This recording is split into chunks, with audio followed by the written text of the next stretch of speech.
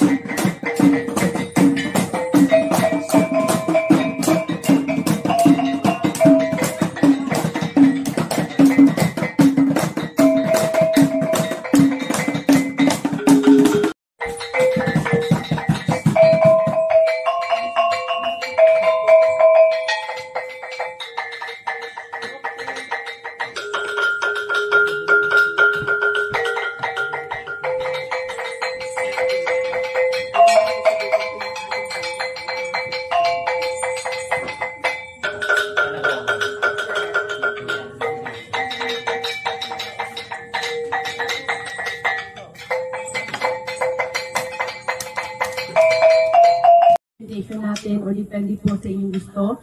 At this moment po, I will present to you the cultural presentation po ng Guno Subong. Before that, mapapakilala muna ako. Ako si Hermeline Osman Weaver Habagat po, a registered nurse and currently working at the National Commission of Indigenous People, designated as Nurse 2. At the moment po, ako po yung designated Department Head po ng NCIP kasi nag-retire na itong amon niya unang boss. So, naging OIC ako ngayon. Welcome dito sa Guno Subong and thank you for choosing Guno Subong as one of your target respondent ba or target po ng inyong project. And thank you for coming here and you're very much welcome for being with us this afternoon. So, ano po pala ang Guno Subong? Gono means house and Subong means gatherings. At makikita po ninyo yung mga antique positions po ng Guno Subong, just like the Kagalban Tilas, Kagalban Suwit, the oldest position po ng Guno Subong. Sayang kasi hindi po nakita yung pinakamatanda namin na gamit, which is 100 plus years old na, kasi sinuot ni Mama doon ngayon sa show. So ngayon, ito po naiwan dito ngayon. Mayroon din kami mga antique position from the time of World War II. Nandito din po, at saka yung mga blogo namin, mga antique position po ng Indigenous people, which is at the bottom. So this one is not for sale. Yes po. Mama mo po, Weaver po siya? Yes, Weaver po. Kasi yung father ko is from Bicol. Yes. Sa Buhi, Camarines. Po, mga Weaver family po. Actually, hindi po talaga Weaver. Gonzaga. Kasi pangalawang beses po nag-asawa yung lola ko. Bali, nang namatay yung husband niya, yung Gonzaga ng family po. Paano po nakarating dito? World War II po. Nag-push lang dito kasi po sa gera. Yung grandfather ko po is US Navy po. Hindi na po bumalik ng state, inasaway na po yung lola ko. Weaver po. Weaver. Weaver. US. Ano ko lang, na-inception ako doon. Okay, hindi. Weaver. Si Mama mo, Weaver siya, as in like hindi lang dulay. Apelyido niya Weaver. Hindi, ang apelyido niya po is Weaver, talaga yung family niya. Kasi hindi pa. Yung papa is Weaver. Parang gano'n na rin. Weaver po talaga. Wow! Ano po spelling ng Weaver? Spelling ng Weaver? As in Weaver. Weaver talaga? W-E-A-V-E-R. Weaver. B as in victory? Sorry for the Weaver. Iba yung ganda ninyo, Mama. Kaya pala anak niyo. Yung sa... Wala po kaming dugo sa foreigner. Bali, pangalawang asawa lang po ng lola namin, which is nandun na sila papa. Tatlong anak ni lola, and then pagkamatay ng papa ko, yung lolo ko, nag-asawa siya ulit, yung Weaver, at saka inadapit ng tatlong anak, which is one of them is my father. Yung father po namin. So, legally adopted po kasi posted po lahat sa news at saka dumaan po taga sa court. Kaya naging Weaver po. Pero Gonzaga. Gonzaga po from Bicol. Hindi. Parang napanood ko na to sa Maalaala Mo Kaya. Namatay yung unang asawa, yung tatay ng nung papa parents ng nila. Gonzaga. Yung tatay ng parents nila, yung ayun, namatay. Tapos yung nanay, yung lola nila, nag-asawa ng US Navy. Na ang apelido is Weaver. Tapos inadopt na sila yung tatlong parents. Magkapatid. Kasama yung parent ko. Kasama ng parent ko doon. Eh, naging Weaver kami. Nakakalito ba? Nakakalito. Wala po. Pero yung US Navy, saan galing siya?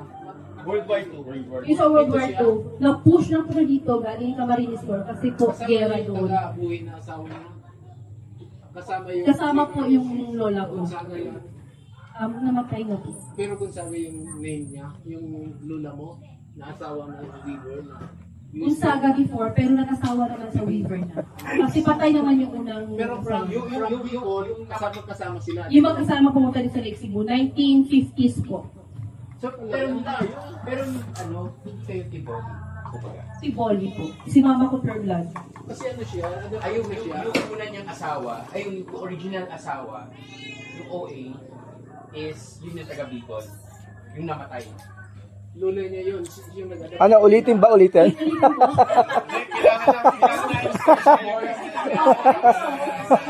In year 1940s po, yung World War II. Dapat may chart kayo. Namatay po yung tatay ng tatay ko. Pinanganak ko si Papa is 1931. Yes. So, lolo mo. Namatay siya. Yung lolo mo is Tiboli siya. Hindi, Bicol. Yung lola mo, May exam mamaya, di ba? Yung lola ko. paano kayo naging Tiboli? Kasi si mama ko talaga dito sa Lake Cebu. Dito yung nakilala. Ayaw sila nagkakaroon. Sa father's side ko po, kasi tinatanong niyo po, bakit kami naging weaver? Naging weaver po ako because of the father's side. Pero yung kay mama ko is Osman, So, which is pure blood Tiboli. Yung lola at lola mo from on the paternal side are from Bicol. Yes. Tapos yung mother side mo, yun yung Tiboli. Taga dito po. Ah. Authentic na, authentic na. Okay, na. Oh, yun yun. Check for me. Yung legacy kasi ni Mama is to preserve talaga yung culture and tradition ng indigenous people, especially po yung pag-transfer ng mga skills, talent ng indigenous people sa kanyang mga apo. So, ito yung po ikatatlong subong na pinatayo ni Mama. First po doon dati sa may Babnowong, kasi sa amin na po yung area ng banda. Transfer namin niya sa likod, which is nakita namin is masikip siya kasi maliit. So we decided na patayuan dito ng mas malaki at saka mas mahaba para at least makacater po ng mga bisita. And at the same time is to preserve also yung dating tribal house, na long house na mayroon po yung mga Tiboli. So ito po, sariling build, inastusan ni Mama sa kanya talaga without any support or any support kung saan. Pero ito talaga yung legacy ni Mama is to preserve po talaga yung culture tradition and indigenous people. Kaya yung mga batang maliliit dito, as you can see po, parang naging playtime na lang nila yung pag-play ng mga musical instruments without knowing that they are learning.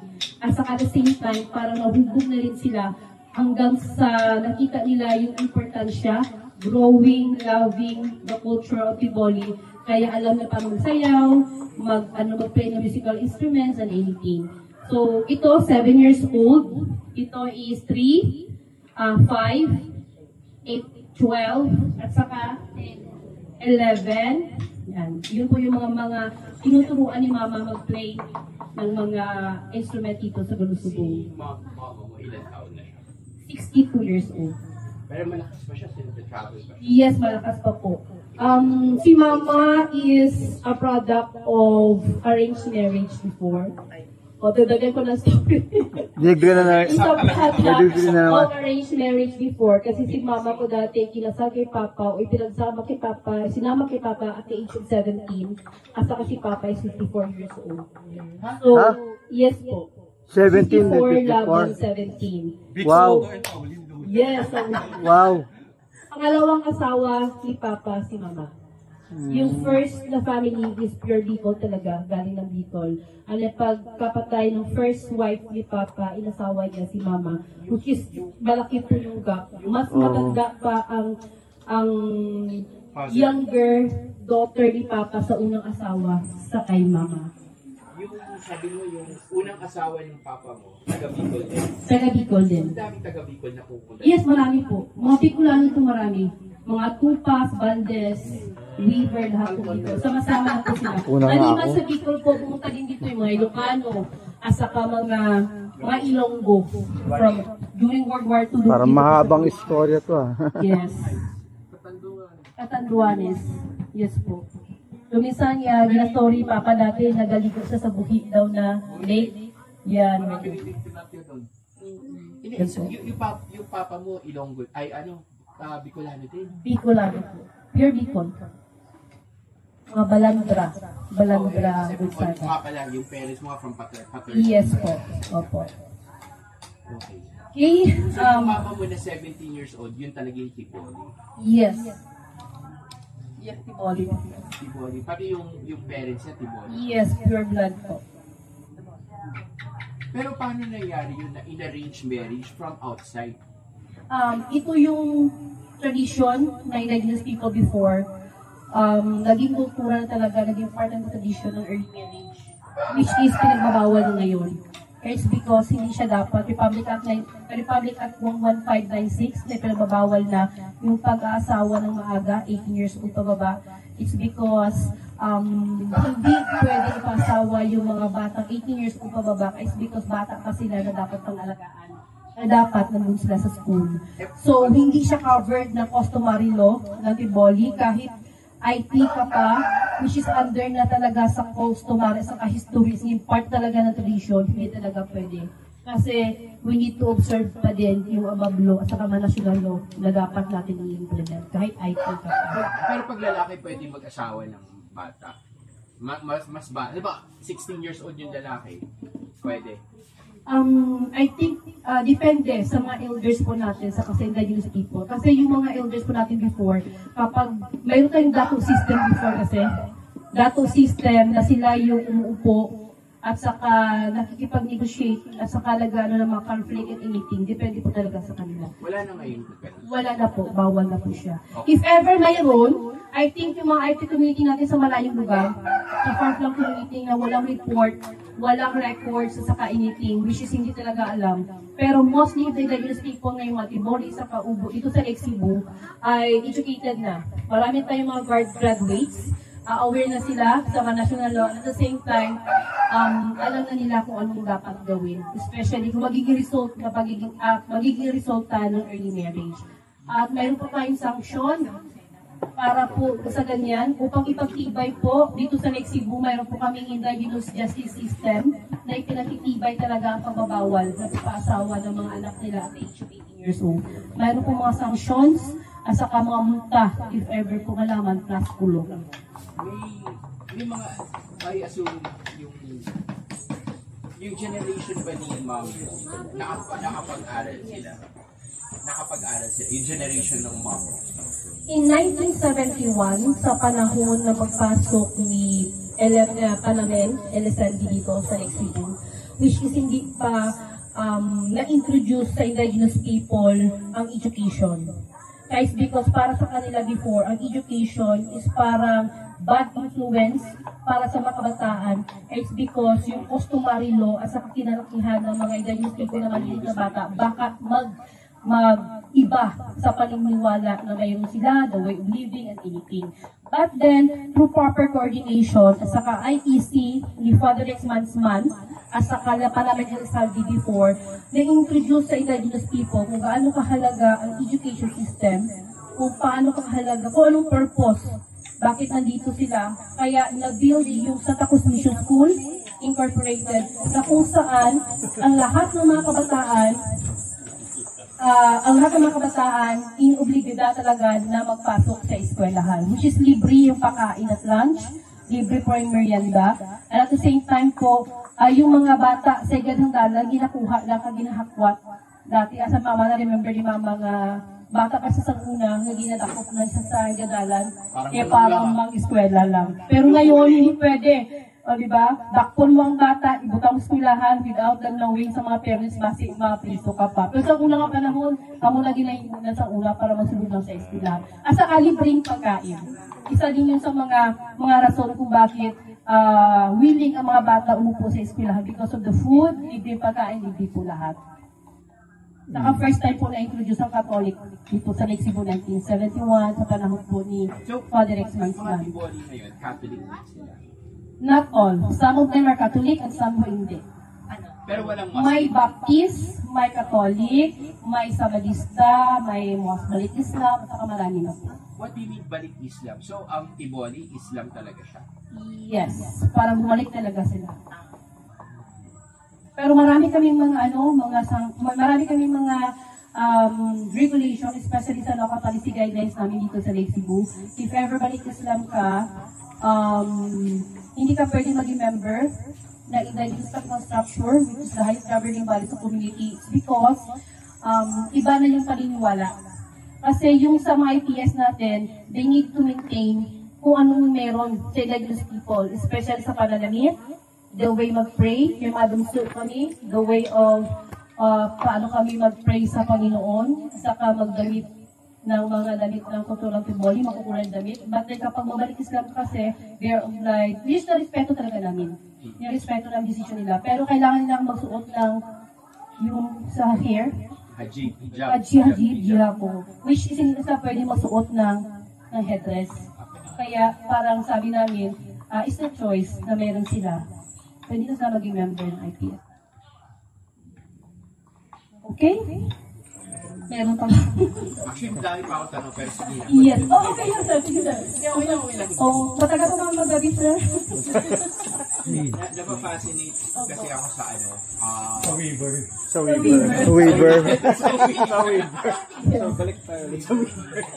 Balik tayo sa waiver. In addition po, parang gusto ko lang sabihin sa inyo, dito po sa Lake Cebu, I will grab this opportunity po na sabihin sa inyo. Noong Lake Cebu po, meron po tayo dito tatlong ancestral domain. Ang ancestral domain po is yung lupang kabilin ng mga indigenous people. So dito banda, kung saan tayo nakatayo ngayon, this is a Tiboli and Ubu ancestral domain. Tiboli sa Paubo po. At ang banda doon sa net, mayroon tayong ancestral domain doon, which is the Manubok Bit and Manubok na Saday. Yes, meron doon tayo. And nandito banda sa baba, which is some portion of Sultan Kudarat, portion of Surala, and some is portion of Lake Cebu sa Barangay Ned, that is Tuko Tamasco ancestral domain.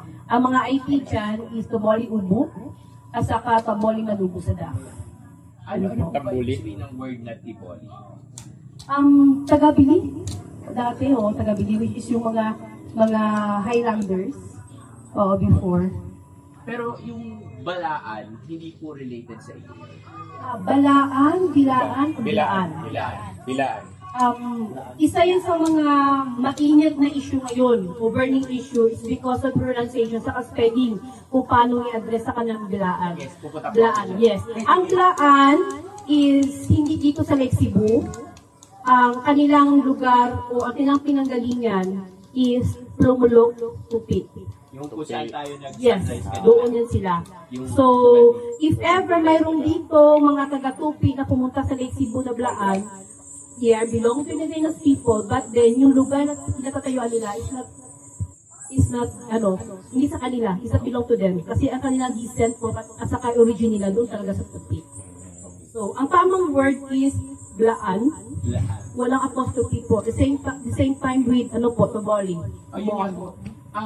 Kilala niyo po yung sa Facebook po, kasi nagre-research ako pag nagpa-picture ako tapos nagpo-post ako.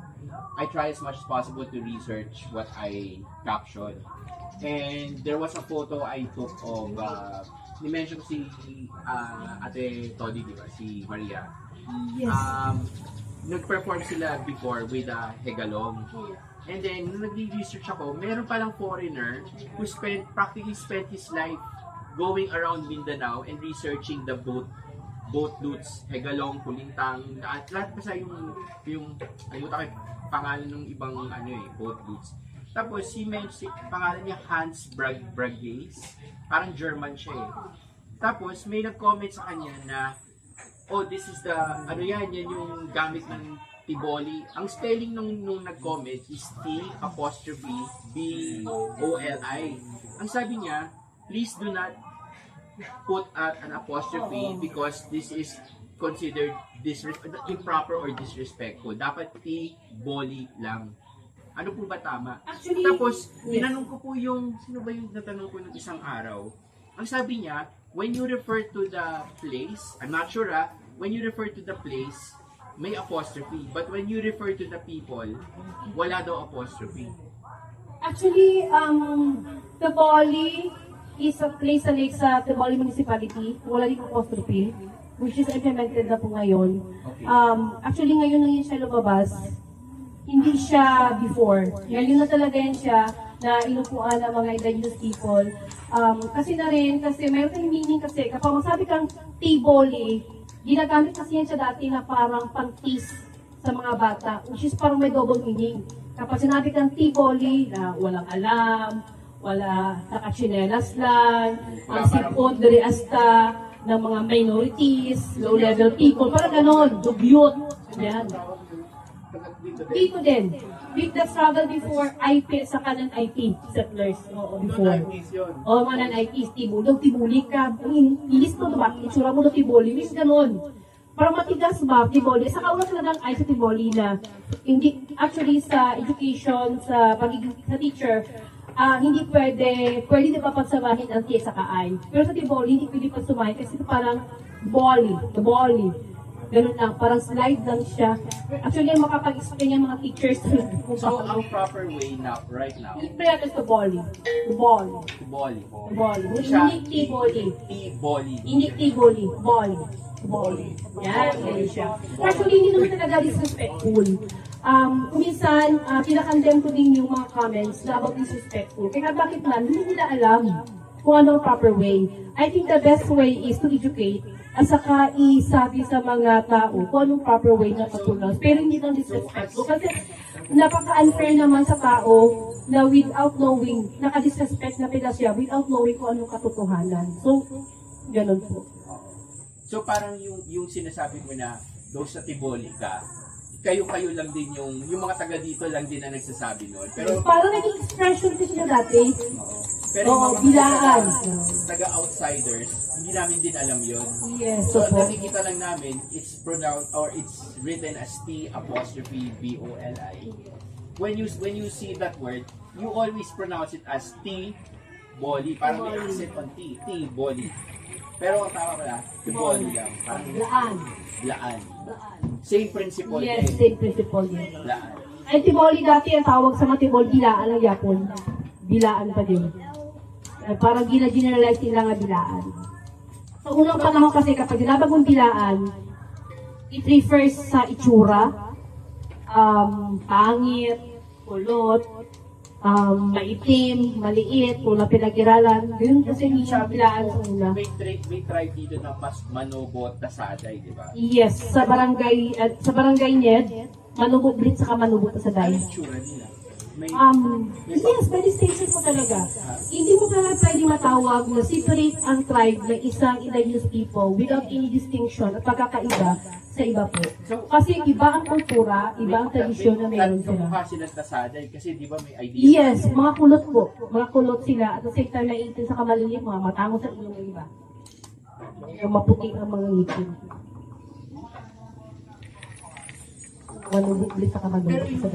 yung native na, tama ba? Sorry for the, kung mali yung word ko. Yung talagang Tiboli. Hindi nga, ayoko baka magkamali. Kasi the Tiboli, natural ba siyang like mapuputi, mapmestisahin?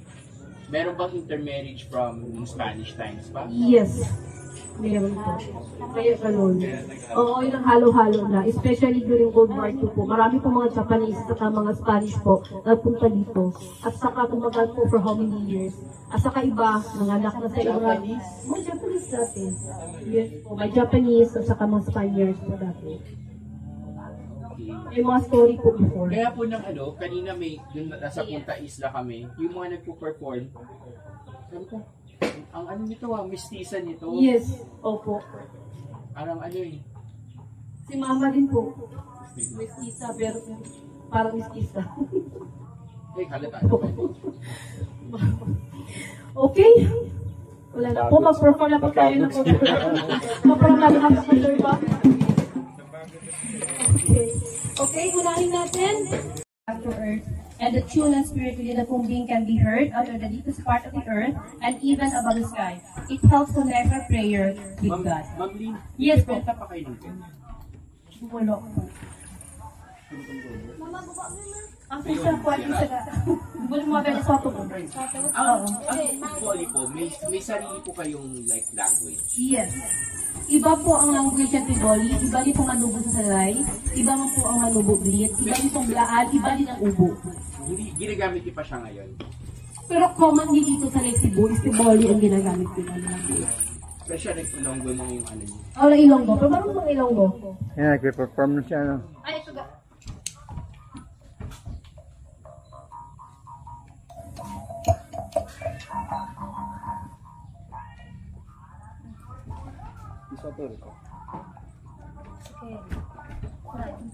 Hello.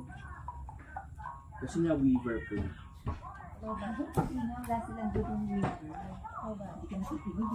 I-joke lang. Ito naman si Mama.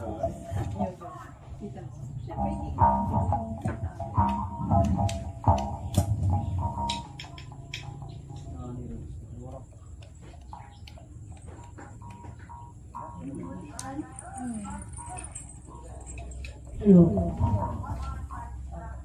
Okay na? Okay, thank you. Sir.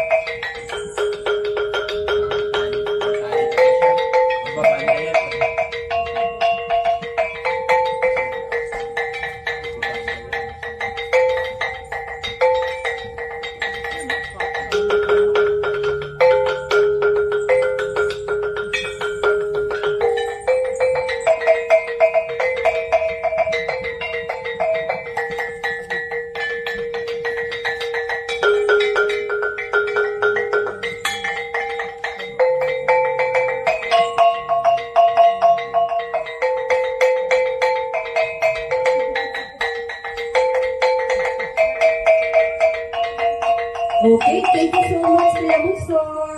Next.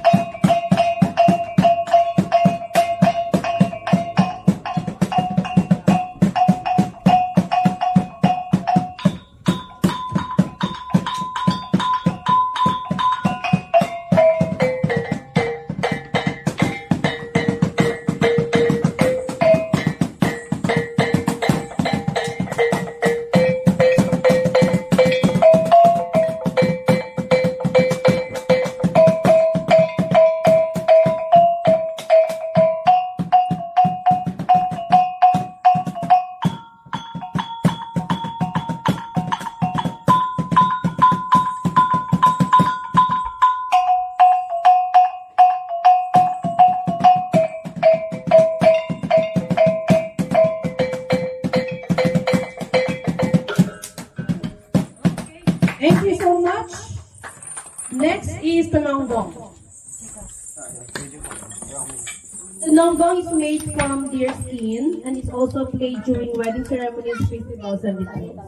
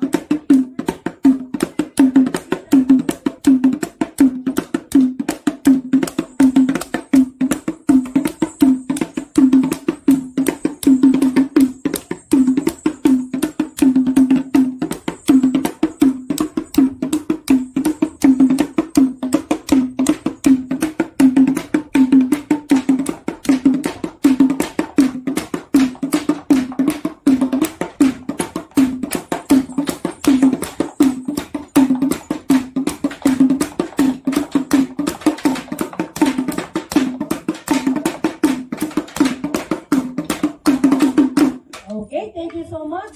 Next is Madasoyo or warrior dance. Okay?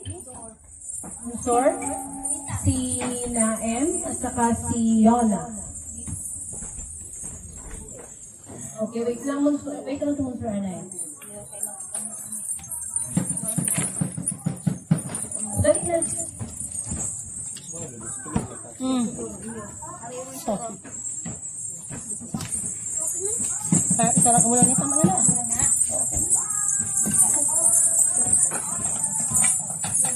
Okay?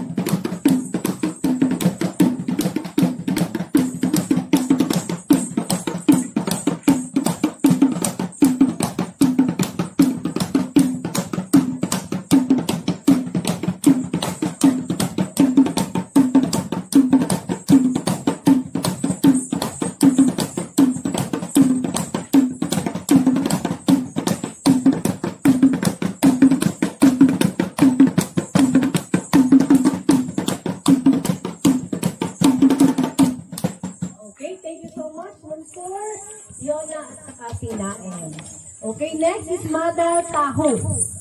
Mada Taho, or true dance, also known as true dance, usually danced by a mythical hero Bulul with his famous sister and dancer named Kanaka.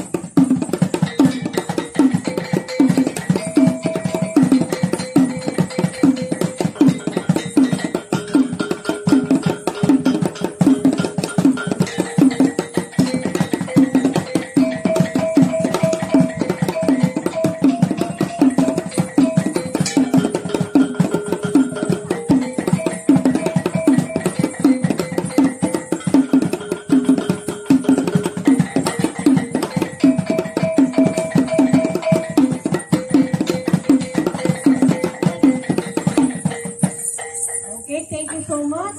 Next is Madal Ahal for the bird dance.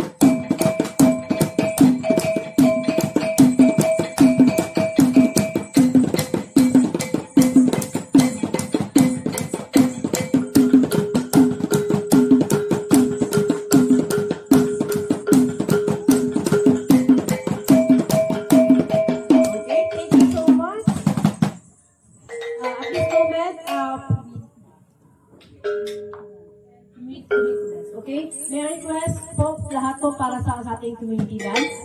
Okay. Go na Ate Yonda, para sa community dance po natin.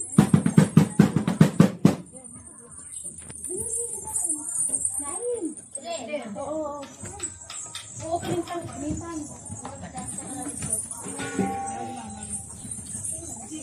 Motor, si ano naman kinintangan na. Sige, dito ka sa dance class.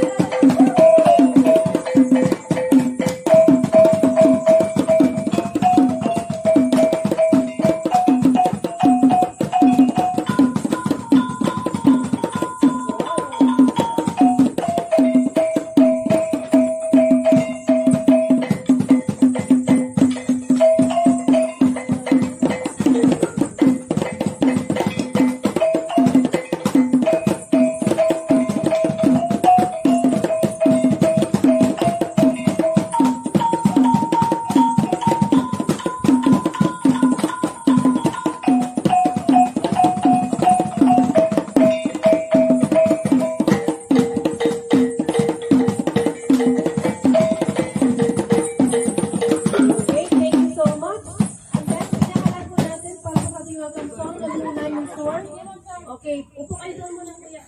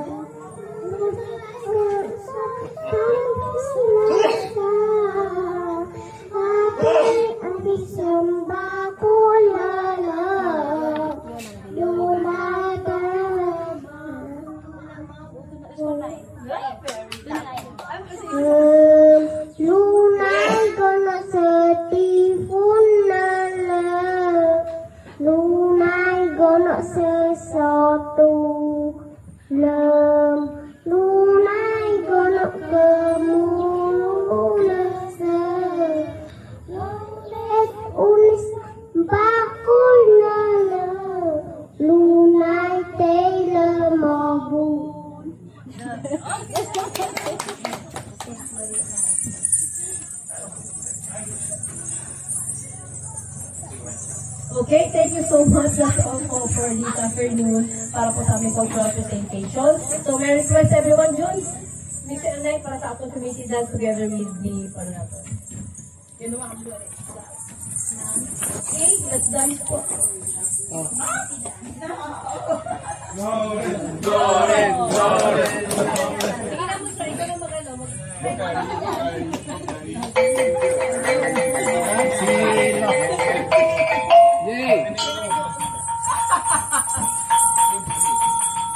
Sige.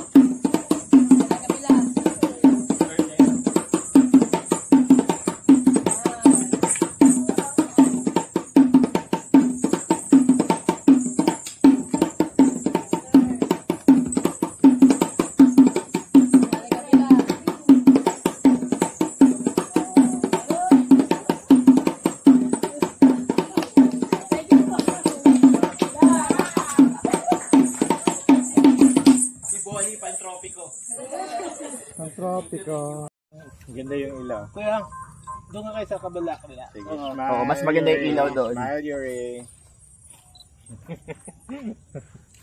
Gwapo kita ng costumes ninyo. Kaya lang, wala pa si ano, yung Wala pa yung espada niya eh. Espada. Yung star. The star of the show. Okay. Sige. Ayan. Larga. smile mo na. Smile na kayo, smile. They can be tighter together na yan. Perfect. Hindi, pa-perform muna tapos group shot after the performance. Okay? Okay. Hindi siya yung ano, order, labas na. Doon. Spread out ng konti. Yan, nice.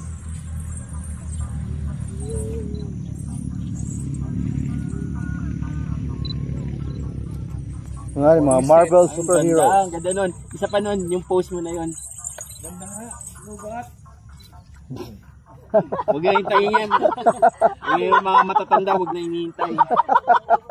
Iba Facebook nila. Start na. Start, okay, let's go.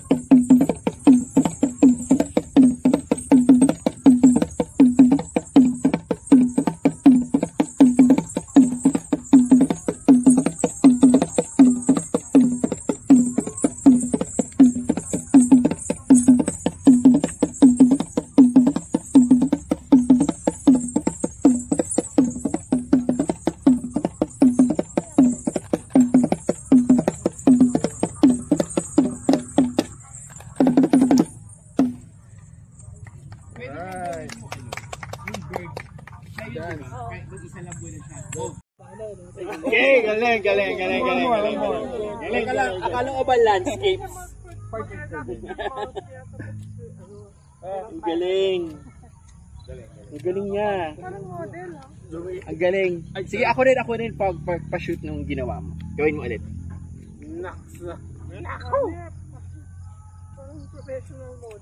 Ang ganda. Ano eh?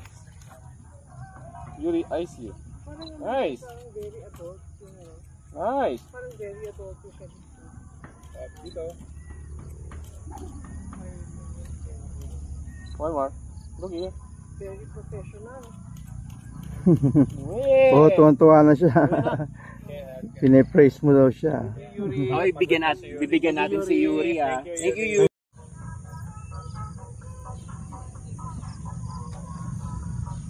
Nauupuan ba yan?